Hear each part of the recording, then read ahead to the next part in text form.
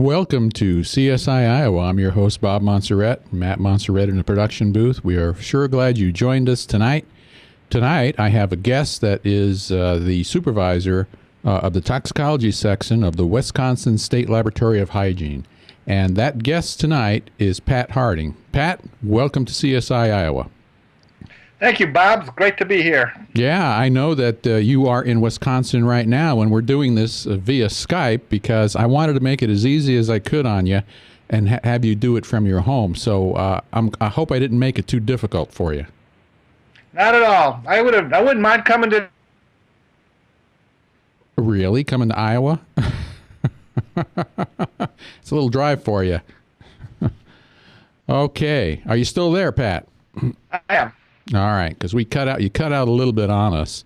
The reason I obviously have you on here is because I've known you for quite a while. You've been a supervisor there for 35 years. You've been very active in the field of alcohol and toxicology and are a national figure. Why don't you tell us a little bit about yourself? Sure, Bob. I started working at the State Hygiene Lab in 1977, and shortly thereafter became involved in alcohol testing. I've spent a lot of time providing scientific support to breath alcohol testing in our state. That program is not run by our laboratory. It's run by the Wisconsin State Patrol. And our laboratory does blood alcohol testing. We do more than probably any other laboratory in the country, with a workload of about 20,000 drunk driving samples a year. And of those, about right now, 3,500 also get tested for drugs other than alcohol.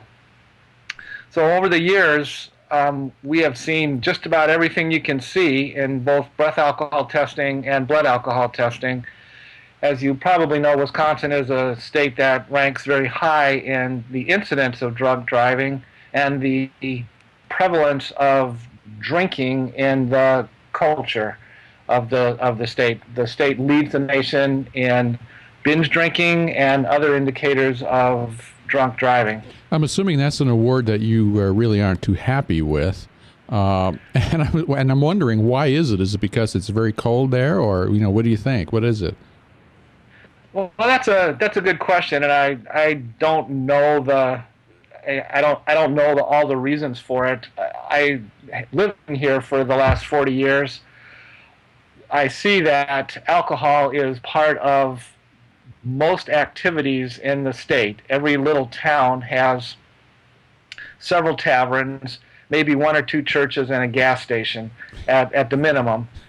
All activities in Wisconsin tend to involve drinking. Children are brought up with their parents playing cards in bars, especially in the summertime. Festivals and softball leagues and many other things, and boating, get people out on the driving, and also alcohol is involved in that. So our workload actually goes up very significantly in the summer. Yeah, and I know there are other states that have problems too, and I think your state, as you were saying, you probably do more blood alcohols, I would assume, than any other state also. Is that correct?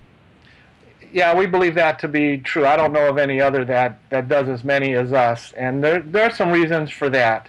One of them is that in our state, the police get to choose which sample they want. They can choose a breath sample or a blood sample as their primary test, and the person that's being arrested then has to comply with that request. They can request an alternate test, either the police or the subject, and that would either be whichever one they didn't choose, blood or breath. So you're saying that the subject or the defendant doesn't have a choice. It's up to the officer to choose. Is that correct? Right. The officer chooses which test they're going to administer. The subject or the defendant gets a chance to ask for the agency's alternate test. So there may be two tests in a case, a breath test and a blood test, and I've actually done some research where we've had those instances and compared the blood alcohol results from our laboratory with the breath test results that were taken within an hour or two of the blood test. The other thing that drives this in our state is that we have case law that allows police to basically hold the subject down and have a blood sample collected by a nurse or a trained phlebotomist, but there's no such a thing as a refusal for blood tests. No warrant or court order is required.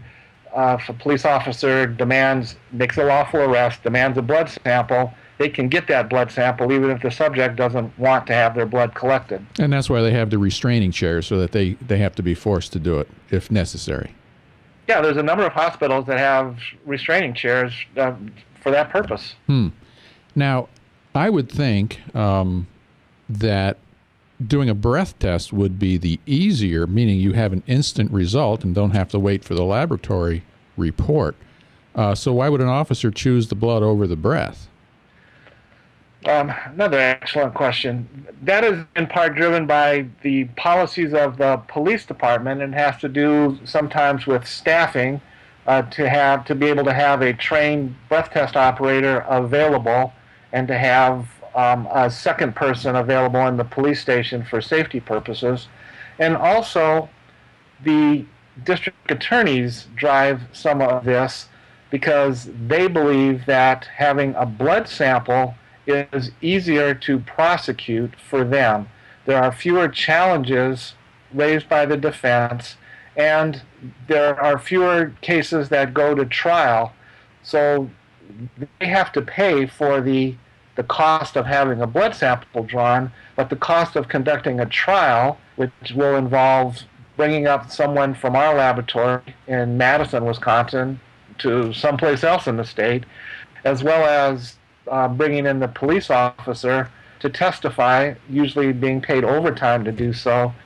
The costs of the trial are, by not going to trial, saving that cost is more than offsets the cost of having a blood sample drawn. So they see it as the gold standard using a blood sample, then, is what you're basically saying, and they see it as a savings to the state. Right, and when you get a laboratory result, you get a trained chemist toxicologist from our laboratory to testify about the methodology used and also to provide interpretive testimony.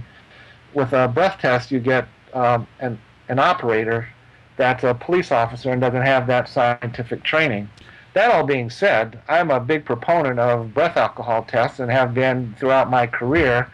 As you know, I've published papers, I've done numerous presentations about the validity of breath alcohol testing, and we would prefer, because we're overwhelmed with work, and we don't have enough staff to keep up with all the tests that we do, especially drug tests, that if more breath tests were done in our state, it would benefit our laboratory and help us get results out quicker. So how many people are actually doing blood alcohol analysis in your laboratory? We have probably 14 chemists and 2 supervisors. I myself continue to do blood alcohol testing up until about a year ago, and I no longer have the time to do that. So my increasingly meager contributions to that workload are no longer exist, but we have 13 or 14 chemists that do the testing. And we need to do that due to all the subpoenas that we get from that workload. We need to spread that workload out. How many subpoenas do you get? We get, last year we had over 4,500 subpoenas into our laboratory, spread out amongst those analysts, resulting in 338 appearances. About 80 of those were by phone or video. The rest of them were in person. And we traveled over 45,000 miles in order to provide the in-person testimony. That is a huge imposition on workflow and ability to get anything done. Those are all wasted days for laboratory work. Oh, absolutely is, because we don't go nearly that much, of course, and every time we're gone, we're not doing the casework. So I see that as a problem. If you have 20,000 cases, That's quite a bit of overload. Do you have any options for overtime, or is that not even considered? We have no options for overtime, and therefore, no, it's not considered. We can. That all being said, we can get alcohol testing done very efficiently, and we do. Our turnaround time for alcohol tests are about a week, and we're doing several hundred every. One of our analytical batches is 90 samples, and we'll do at least 4 or 5 batches per week. So we can get that out pretty efficiently. Right. But increasingly, we're doing blood drug testing on samples where the alcohol concentration is below 0.08 or 0.10, and that takes a tremendous amount of time and a tremendous amount of effort. We're running about 15 to 18% of our workload of the samples we get in, we're also doing drug testing on. That has a huge backlog and a huge increased turnaround time, a problem faced by many labs in this country. Sure. And so what you do is you take the blood and then you have to do a drug screen, and then if you see anything there in the screen, then you have to confirm it through another instrument, mass spec or whatever you're using, correct? That's correct. And then, it'll be usually multiple things that we find. So it's not just one drug, especially when we're dealing with prescription drugs. We'll find opiates combined with benzodiazepines, combined with analgesics. So there'll be 4 or 5 different drugs for someone that's under some kind of pain management therapy. And then people just abuse drugs. They take legal drugs, illegal drugs, over-the-counter drugs in various combinations. Right. Are you doing anything with synthetic cannabinoids? Yeah, we're outsourcing them because we don't have the capability to test all of the synthetic cannabinoids that are available on the market and continually evolving. They can change so rapidly as their use is discovered and outlawed. Then the people that are supplying the drugs change the composition, so now we have new drugs. And for most government laboratories, state laboratories, we simply cannot keep up with the method development to do that. So commercial laboratories are handling most of that workload. Okay, so I'm assuming you have some backlogs within the toxicology section then. Is that correct? Yes, yeah, absolutely. We're currently sitting at over 1,000 samples that are awaiting positive drug confirmation or quantitation. Plus, we're backed up with just getting the drug screens done. Now, with all of this going on in your laboratory and in your work, you also have time to be involved with other things. For instance, you're involved with the National Safety Council, and have been, correct? Yes, that's true. I've been a member of the National Safety Council Committee on Alcohol and Other Drugs since 1988 or 86, somewhere around there. And I served as an officer. I serve on the executive board. That committee meets twice a year.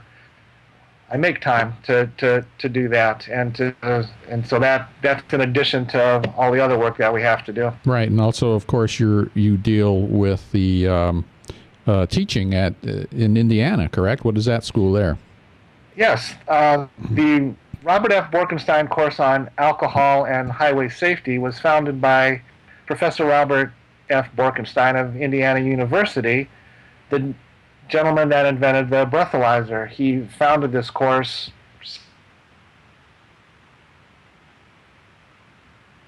Yeah, we had a little freeze up there. But what was that again? When did he find it? He founded it in 1957. 57. And, I had an opportunity, just like you, to meet him. I just think what a gentleman he was. Yeah, he was he wasn't a very large man, but he was a giant in this field, very dedicated and passionate to highway safety. The breathalyzer was invented to give police officers a tool to quickly assess alcohol use and alcohol impairment in addition to their observations and field sobriety tests. And it became the most widely used breath test instrument in the world. And only recently, in the last couple of years, has it stopped being used. Yeah. That's amazing, really, to have it that long in working in the country. It's amazing.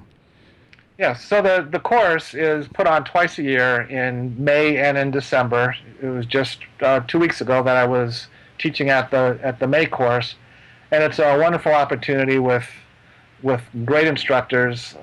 Professor Borkenstein, until he was unable to, was a regular instructor.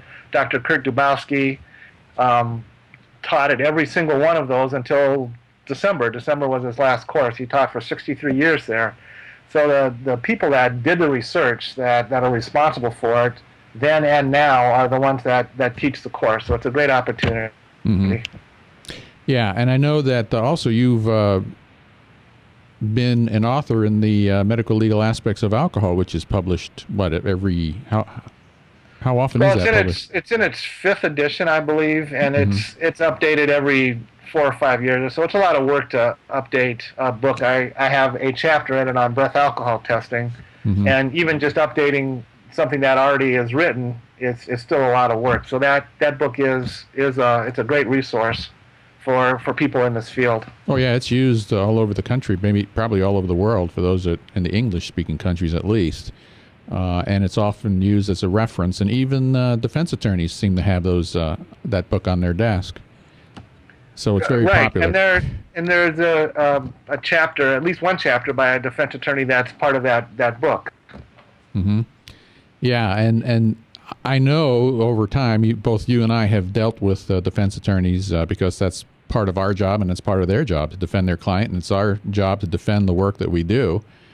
And so there are many issues that come up, dealing with breath testing and blood testing. More issues as far as the defense community is concerned with breath than with blood, but both have so-called issues that are brought up. Is this part of what is taught in the course? Yes, as a matter of fact, I lecture for 3 hours, and the title of my lecture is Analysis of Defense Challenges to Breath and Blood Alcohol Testing. So I devote 3 hours to talking to that. I could probably talk about it longer because that's something that constantly comes up. Drunk driving cases, impaired driving cases, are the most litigated crime in the United States.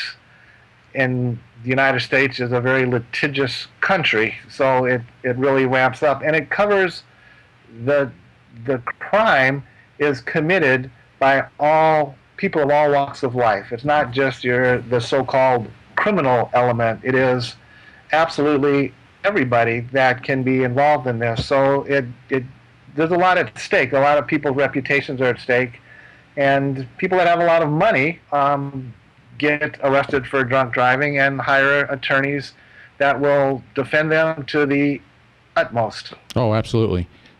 We need to take a break, Pat.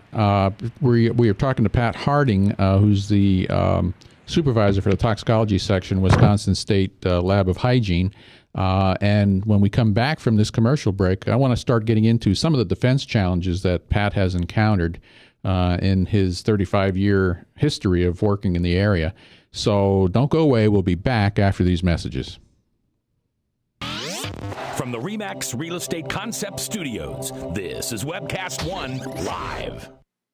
At the BrownellsPoliceStore.com, we specialize in a full line of duty gear for military, law enforcement, and security professionals. PoliceStore.com has a great selection of high-quality and dependable police supplies, all backed by Brownell's 100% unconditional lifetime guarantee. The Brownells Training Group offers firearms training for military, police, professional security, and qualified citizens taught by professionals who are recognized for their knowledge and real experience. Check us out today at PoliceStore.com/CSI.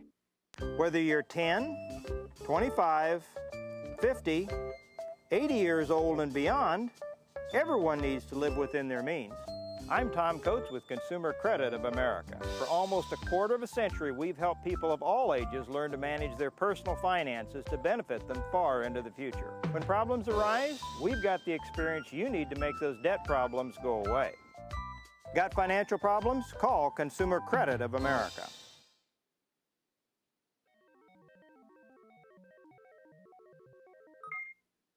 From the RE/MAX Real Estate Concept Studios. Listen, watch, chat.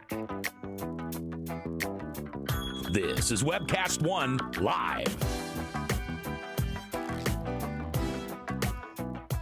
Programs on webcastonelive.com are brought to you in part by KDC Builders, building custom homes for how you live. KDC will take your dreams and turn them into reality.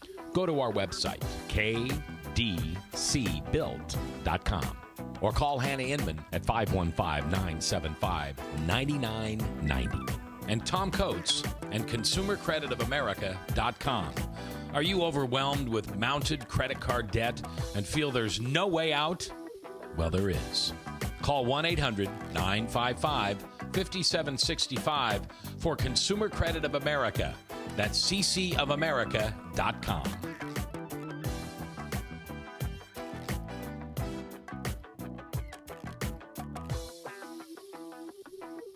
Welcome back to CSI Iowa. We've been talking today with Patrick Harding, who is toxicology supervisor, Wisconsin State Laboratory of Hygiene. Not only that, but Pat has also won a couple of awards, prestigious awards. Kurt M. Dabowski Award through the International Association for Chemical Testing, and the Robert F. Borkenstein Award through the National Safety Council, and that's the Committee on Drugs and Alcohol. And that's pretty good achievement, Pat, in being such a young man that you are. And that's something to really be proud of. So very good. Thank you. You're still there. Okay. I wasn't sure if I lost you or not. Oh, no, I'm here. All right. But I wanted to get into some of what you teach in the Borkenstein course, and that's some of the defense challenges. You know, I've been in the business for a number of years, too, and we've done some research together through the International Association for Chemical Testing many years ago, back in the 90s. But one of the things that we always encounter in the many times that we've testified in court are challenges that come against either breath testing or blood testing. Now, I've shifted to doing blood, so since I supervise the toxicology area, I'm actually working the blood alcohols in the laboratory. So I've shifted from the breath to the blood, and I can honestly say that dealing with the blood is easier than dealing with the attacks in breath alcohol. And I'm assuming that's the way it is across the country. Is that correct? That's probably true, but with all of the blood testing that we do, and what happens is defense attorneys become familiar with our testing methods, with the paperwork, with what we do, and because they see blood tests so frequently, they develop a comfort, if you will, or an expertise in challenging blood tests. So ultimately, we end up seeing, as many challenges as we did with breath tests, just because of the sheer volume. Yeah. So, okay, what would you say is the number one challenge? And I want to start at the most significant and then work our way down. But what is the most significant in the breath area, or excuse me, let's say the blood area? Okay. What people tend to focus on in blood testing is the blood sample itself. It's relatively little about the instrumentation and the laboratory protocols. Most laboratories have very well documented standard operating procedures and follow them well, have good quality assurance, good quality control. So there's less involved with the test result itself and more with the blood sample. And the things that we see, I'll give you the number one and the number two, is contamination of the blood sample. And one challenge is that the sample somehow got contaminated by yeast in the air, and the yeast reacted or acted on the glucose in the blood and created alcohol in the blood sample. The second one is contamination from an external source, from a skin cleanser.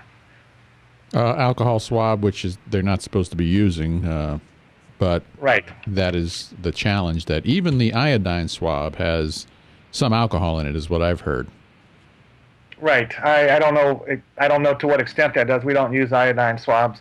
We provide collection kits that have a benzalkonium chloride in water, antiseptic pad, antiseptic towelette, and that does include a small amount of isopropyl alcohol, not that we add, but that the manufacturer adds. We we documented every lot that we get, and it doesn't show up on blood samples. There's been a lot of work done in the potential contamination of samples from antiseptics, even pure alcohol, and the conclusion is that, save for nearly deliberately contaminating the sample with horrible, deliberate, bad procedures and protocols, you can't contaminate a sample that way. Everybody's had their blood drawn. Everybody knows how a blood sample is supposed to be collected. You wipe the arm down with an antiseptic pad. You allow it to dry, put a gauze pad over it, take the needle, stick the needle in, stick the tube in the other end of the needle, and the vacuum draws the blood. That's a very closed system and a very sterile system. There's very little opportunity, virtually no opportunity for contamination that way. Right. What about the number one that you mentioned, which is the so-called yeast in the air getting into, with glucose being in the blood and forming alcohol that was not even there? In my opinion, it borders on the most absurd theory that I have ever heard. The blood tubes are sterile. There is no opportunity for anything to get into the blood to start with, and there is a preservative in the blood sample. Just about everybody uses what are called gray top vacuum containers or gray top vacuum tubes that contain sodium fluoride as a preservative, and also contain potassium oxalate as an anticoagulant. Go ahead. The tubes are vacuums to start with, and there's no opportunity for anything to get in them. And when you open a tube of blood, as if you've done blood alcohol testing, you'll hear resistance. When you remove the tube, you'll hear air rushing in because the remaining vacuum is released. If the sample was fermenting somehow, there has to be sugar, the glucose, which blood has some, but not a lot, and there has to be some organism to act on it. And then there has to be time and temperature that allows that to occur. If it's fermenting, if alcohol is being produced, it's going to create a positive pressure. You're going to open the tube and you're going to get no resistance. The tube would fly off because it creates carbon dioxide, just like a brewery. Mm-hmm. And it might even open up before you even get to the sample. Right. Mm-hmm. Right. And right. you don't see that. I don't see that. No, not. I'll tell you where you can potentially see it. You can potentially see it in postmortem samples. Right. You can see it in samples collected at autopsy. You can see it on samples from people that have been found dead, and they had been there for some time before being found. It is possible in those situations. It's not possible, or the possibility is wildly theoretical. In people that are alive. Right. Sounds like the laboratory is trying to get a hold of you. Right. I'm probably getting political calls here. I apologize for the phone ringing. I don't know how to make it stop. I had a defense, and I don't know if you ever heard of this one, Pat, but it's the lactic acid defense that was produced within the person because somebody kicked him in the head before drawing blood out of his arm. Right. I've heard the lactic acid thing, and that has no bearing on anything either when it comes to a blood sample. I apologize for this. We're having a recall election in our state. We're getting political calls on a daily, hourly basis almost. This will end shortly. Well, it's interesting to see what's going on in Wisconsin. Yeah. We're in political turmoil. That's what's going on. Yeah. We most of the public have heard about that. It's been in national news. So it's something that everybody is watching, obviously. Yes. But still, as far as our job is concerned, when we're working and trying to defend things, there are people doing research all the time, and there are many people out there doing the research. But at the same time, we have defense experts who make these claims and put them out there to try to sway a jury, to put doubt in their minds, and that's what we're dealing with every day. So as they're trying to do that, our job, obviously, when we're called in there, is to set the record straight if we have the opportunity to do that. And that's kind of what our job is to get the truth out. Right, and the way that we do that is to be familiar with the scientific literature, to know the theory of what is being challenged, and what procedures and protocols are used that would prevent that from happening, and then to see what the defense expert has to say, to look at their background, their knowledge, and exactly what they're bringing to the court.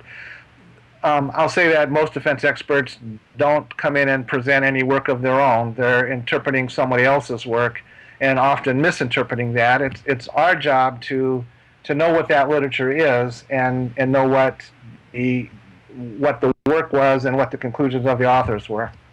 Right, and many times we receive some of the papers that they submit as what they're going to testify about, which kind of helps us to see where they're going, but that doesn't happen all the time.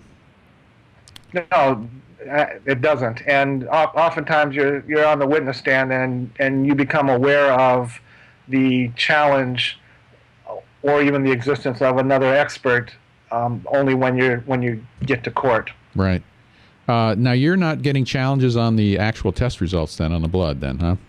Well, we are, but it's not as frequent and it's not as often used. It takes a lot of work to do that. It requires a defense attorney to go through our laboratory records and go through the maintenance logs of the instrumentation that we use, to go through our protocols, to go through every chromatogram from an alcohol run and try to find something there that they can use to cast doubt. Right, and that sometimes requires an expert to review all of that and try to come up with something that doesn't look right in their eyes. Right, that's absolutely true. And nationwide, there are laboratories that don't follow the protocols that they need to follow, that don't document the things they need to document, and so there is, in a sense, the defense community keeps us on our toes to make sure that we're doing the job that we're supposed to be doing. Right, and I think also the thing that's going around the country is laboratory accreditation, that also tends to keep us in line. If we want to be accredited, we have to take certain steps and do things a certain way. And so they're tightening up a lot of the work that we used to, take for granted and didn't document as much as they require now. And maybe right, that's you did. Absolutely true. Yeah. And accreditation is a big part of the forensic community, not just in forensic toxicology, but in all of the forensic disciplines. Forensic toxicology has pretty much always been driven by documentation, so there's less of a change for us when it comes to accreditation, but it does require more work. It requires more work, more documentation, everything written down, all protocols written down, protocols on how to write protocols. All of that stuff is necessary, and at the end, the accrediting body basically gives its blessing to you to say that your laboratory is capable of providing reliable, valid results. Yeah, it doesn't say that you are or will. No, absolutely, that's right. Exactly. All right, we need to take another break, and when we come back, I'd like to also get into breath challenges in the remaining time that we have. So We've been talking to Pat Harding, and we'll be back after these messages. From the RE/MAX Real Estate Concept Studios, this is Webcast One Live. At the BrownellsPoliceStore.com, we specialize in a full line of duty gear for military, law enforcement, and security professionals. PoliceStore.com has a great selection of high-quality and dependable police supplies, all backed by Brownell's 100% unconditional lifetime guarantee. The Brownells Training Group offers firearms training for military, police, professional security, and qualified citizens taught by professionals who are recognized for their knowledge and real experience. Check us out today at PoliceStore.com/CSI. Whether you're 10, 25, 50, 80 years old and beyond, everyone needs to live within their means. I'm Tom Coates with Consumer Credit of America. For almost a quarter of a century, we've helped people of all ages learn to manage their personal finances to benefit them far into the future. When problems arise, we've got the experience you need to make those debt problems go away.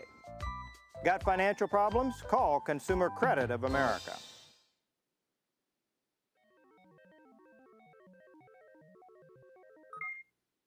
From the RE/MAX Real Estate Concept Studios. Listen, watch, chat.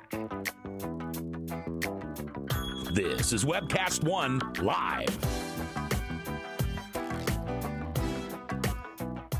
Programs on webcastonelive.com are brought to you in part by KDC Builders. Building custom homes for how you live. KDC will take your dreams and turn them into reality.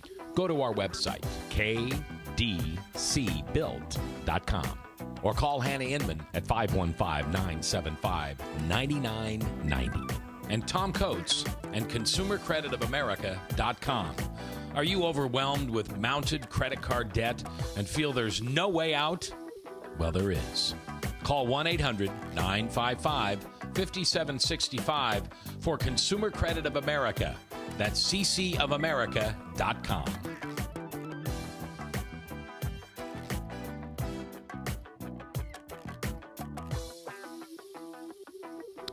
Welcome back. We're back with Pat Harding, who's the supervisor of the toxicology section of the Wisconsin State Laboratory of Hygiene, and we've been talking about defense challenges, dealing with alcohol and toxicology. And I wanted to get back with you, Pat, on the aspect of breath, which I know there are many challenges to breath testing. So what would you say if we go to the order of most challenge down? What would you say? Sure.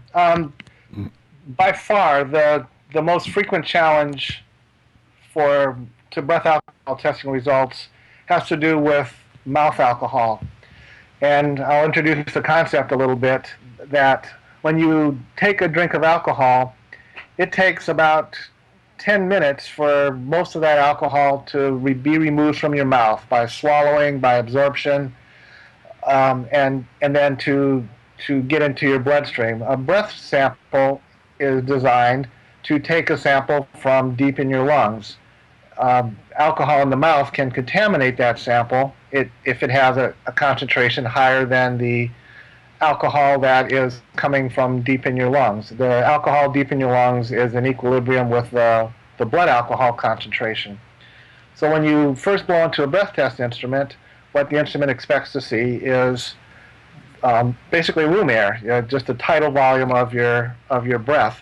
As you continue to blow into the instrument, you get into air that's deeper into the airways, closer to the alveoli in the lungs, and that will have the alcohol concentration that is in equilibrium with the alcohol concentration in the blood. If you have alcohol in your mouth, let's say you take a sip of whiskey just before blowing into a breath test instrument, the first thing the instrument will see is the high alcohol concentration that's in your mouth.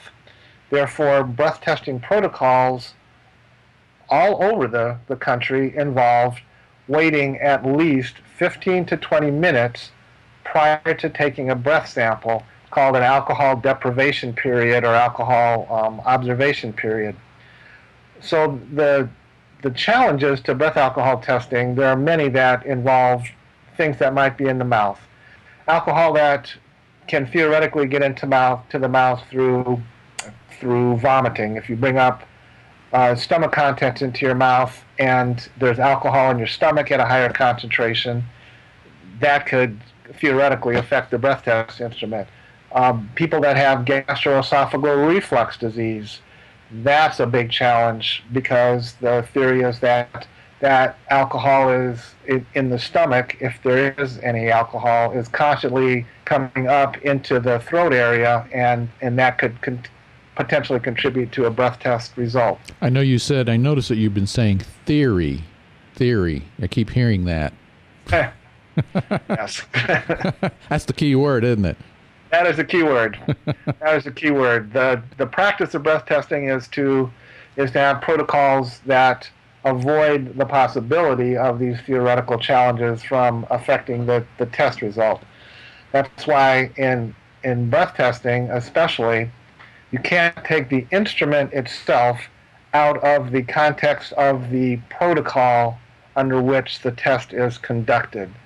The other ways to detect or prevent breath alcohol testing are to do duplicate breath samples. Not every state does this, but it's a recommended practice. That is to take a breath sample and then about 2 to 5 minutes later, take a second breath sample. Those samples typically have to agree within 0.02 of each other, and if they don't, that could, if one of them is much higher than the other, that could be indicative of having mouth alcohol, and that would invalidate the test. The third way is that instruments have what are called slope detectors or mouth alcohol detectors. They monitor the breath alcohol concentration as you're blowing. And again, the instrument expects to see low concentration when you first start blowing in, going to higher concentration the longer you blow.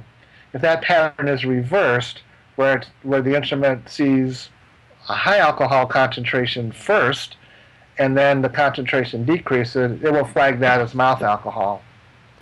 Now, when you were talking about the duplicates, and you have all these records from the thousands of tests that you've done or have at least observed, do you see differences between the first, or what's the percentage of differences that you see that might indicate mouth alcohol? Is that something that's a very low percentage? Yes, it's very low percentage, and most of the time it is because the subject didn't provide 2 good breath samples, not because they provided 2 good breath samples and one of them had mouth alcohol. Mouth alcohol is very rare, and then the protocol would be, if that happens, to wait another 15 to 20 minutes and start testing again.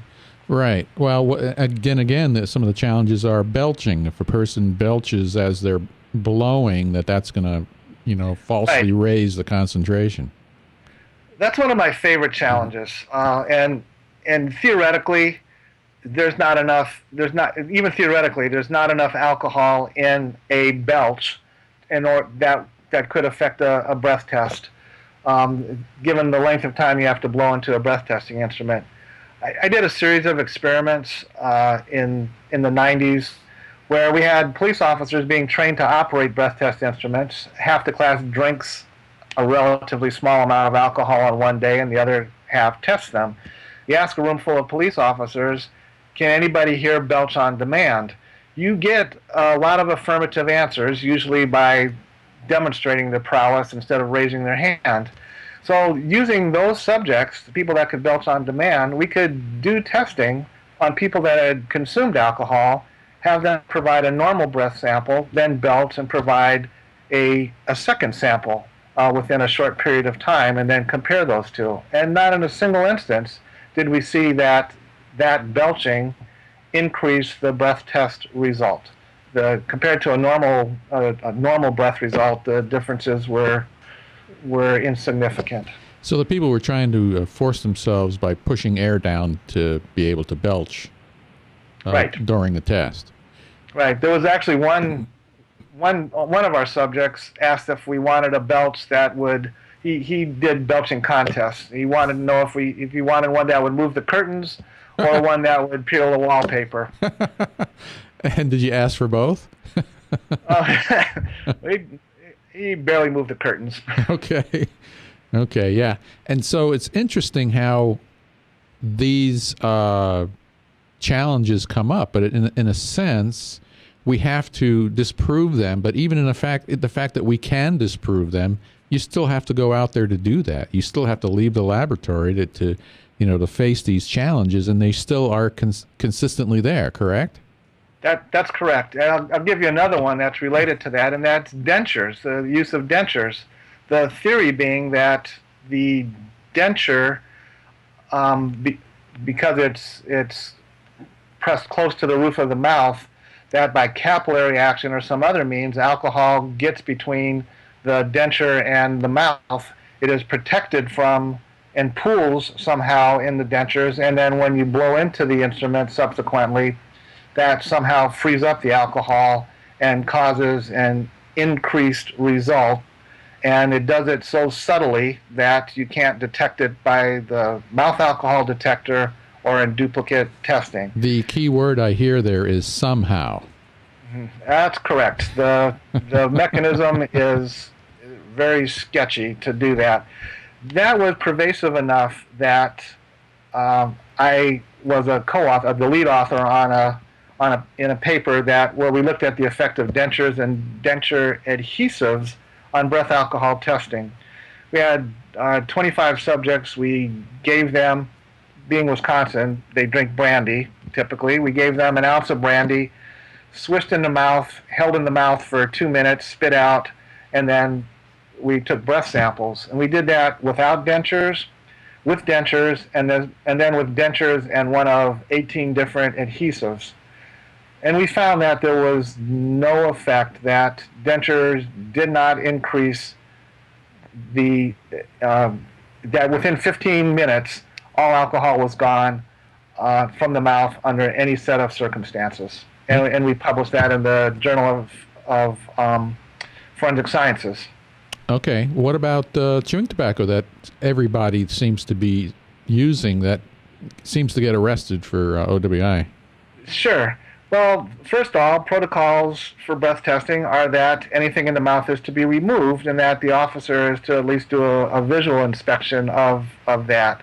And if there is something in the mouth, chewing tobacco, for instance, it's supposed to be spit out in the mouth rinsed. So there shouldn't be any chewing tobacco in the mouth during a breath test and during the 20-minute or 15 to 20-minute pre-test observation period. Right, but I've had a lot of defendants say that the officer forgot to do it or missed it. It was still there. Then what? Right. Then what? Well, then you have the situation where the protocol wasn't followed, but chewing tobacco itself doesn't have any alcohol in it, nor any compounds that are going to provide a breath test reading. So just straight chewing tobacco is not going to make any difference. The problem comes when people add alcohol, like whiskey or brandy or something, to the chewing tobacco itself and use that. Then the potential for an effect is going to be based on how much chewing tobacco was in their mouth, how long it was in there, and whether there was a difference between the two breath tests.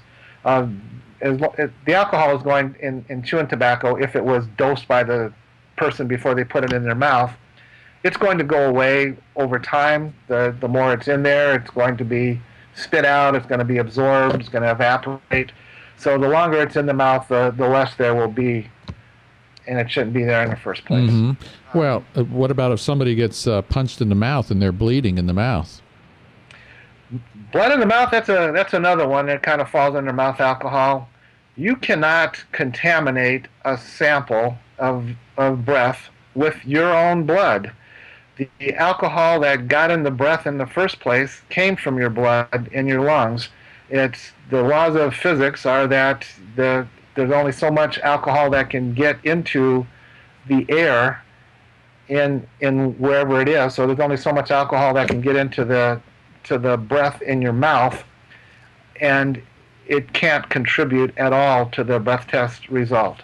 There have been a couple of papers that have been published on this where people have taken samples of their own blood and put it in their mouths and held it in there, and the blood was spiked with alcohol, and they had no alcohol, and there was no effect whatsoever on the breath test results. So all of these things over the years, you probably had a lot to do with testing them yourself.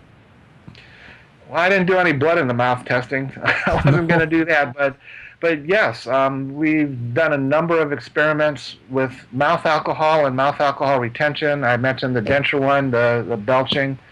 Also the compounds other than alcohol that are alleged to affect a breath test instrument. We've tested a number of those compounds by introducing vapors from a solution of that compound in water, and the solution was about at the same concentration or the maximum concentration that you could have in your blood and survive. And we've tested those and looked at them to see whether they had an effect or not. And that's another very difficult. That's a theory that is a theory. It's the likelihood of this happening is very slim, although it is possible. Well, For someone that's abusing solvents, for instance, there are some breath test instruments may give some response to those. meaning if they're drinking isopropyl alcohol or methanol or something like that. Or people that are paint sniffers or Inhalants. Or glue sniffers. Right.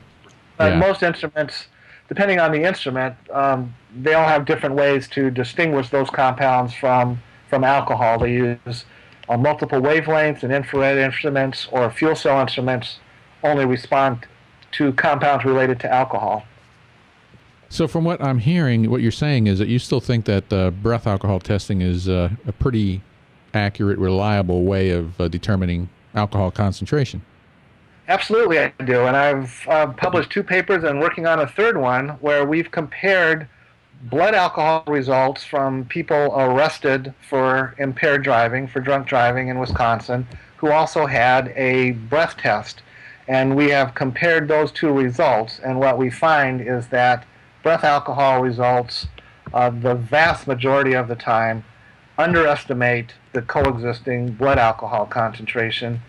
The very few times where the breath test read higher, it read higher by a small amount. There were no wide deviations where breath read much higher than blood.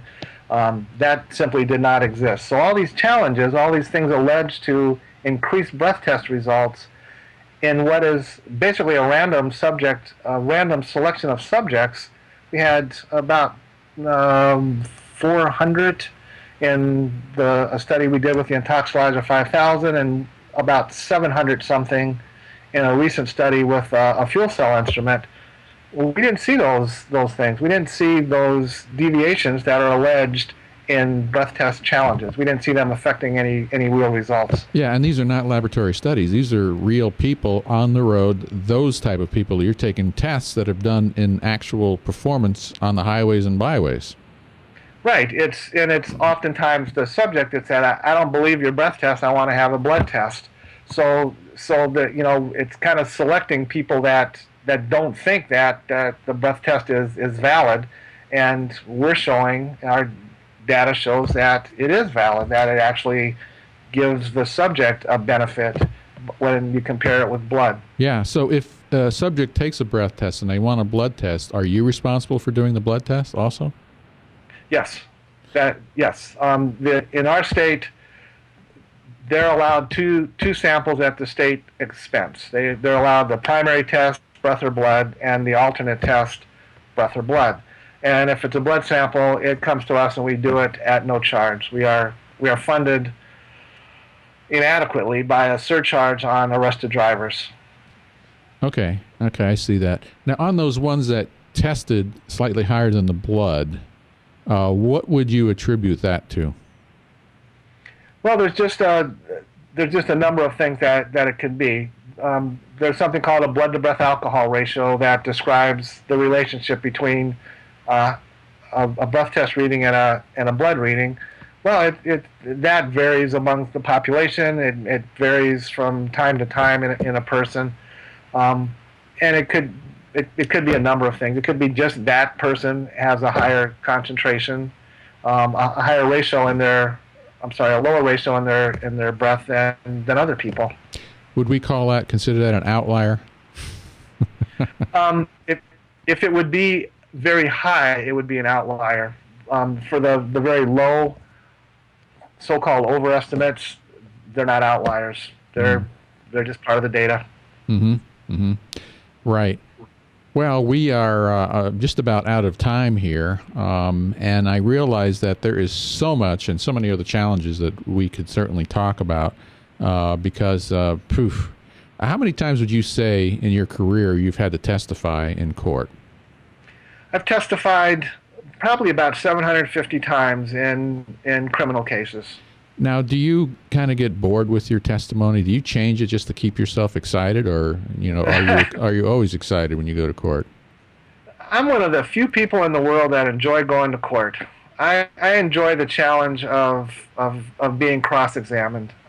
I enjoy the challenge of training prosecutors on how to ask us questions, because prosecutors are often very inexperienced and know very little about science. Isn't that the case that the new attorneys usually are given OWI cases or DWI cases? Right, because they're treated just like regular traffic citations. This one happens to have a very large scientific component and to be heavily litigated, so they're not prepared to handle this sort of thing, and it's our job to help them be prepared. So you have training that you put on for them then? Yes, there are two training conferences that our staff goes to every year that helps to train prosecutors and police officers. And every time we talk about a case before we go to testify, we're doing that training too. Okay, well that's pretty cool. I mean, it's again, it's something that we constantly go after to defend what we're doing. And I know the other thing that we could spend another whole show is uncertainty of measurement that is coming, down the pike, where we have to measure instruments and measure the accuracy, including the human subject, which is very difficult because the human subject determines the quality of sample that gets into the instrument. For breath testing, absolutely. That's true. Yeah, where blood, they have nothing really to do with it, but with breath, they control the sample. So that brings up a whole other issues that deal with that. Right. So we can't depend on people, when asking them for good samples, I guess. They're not as reliable as laboratory instruments, it turns out. And you're using gas chromatograph to do your bloods. Yes. Pretty much everybody in the country uses headspace gas chromatography. So we have 2 gas chromatographs to do the blood testing, to do all those 20,000 samples. 2. We keep them pretty busy. I would say they have to be running all the time. They're running a lot. We have to load up the instrument twice to get through one run, and we're often running both instruments on the same day. Wow. Compared to here in Iowa, we don't have that many. We may do 700 a year compared to your 20,000. So I have it pretty easy. Well, we can get 700 in 2 days in the summer. Wow. So consider yourself lucky. I do. Well, Pat, I appreciate you being on. We're at the end of the show. Everybody out there, this has been Pat Harding, Supervisor Toxicology Section, Wisconsin State Laboratory of Hygiene. And we've been talking about alcohol, breath alcohol, blood alcohol testing. And these shows will be archived on, I have a Facebook page, CSI Iowa, on Facebook. If you put that in the search bar, then you can find all of the shows. So, Pat, glad you were with us, and hopefully you can return when you have some more time in your schedule, and I know you're busy. Thank you. I appreciate it. It was a pleasure to be here. All righty. Well, we'll see you next week on CSI Iowa on webcast1live.com. Take care. From the RE/MAX Real Estate Concept Studios, this is Webcast One Live.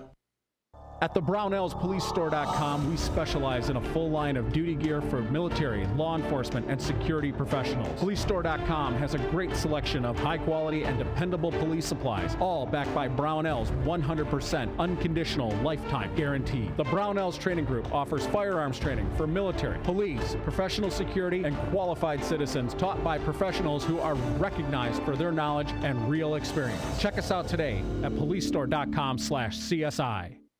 Whether you're 10, 25, 50, 80 years old and beyond, everyone needs to live within their means. I'm Tom Coates with Consumer Credit of America. For almost a quarter of a century, we've helped people of all ages learn to manage their personal finances to benefit them far into the future. When problems arise, we've got the experience you need to make those debt problems go away. Got financial problems? Call Consumer Credit of America.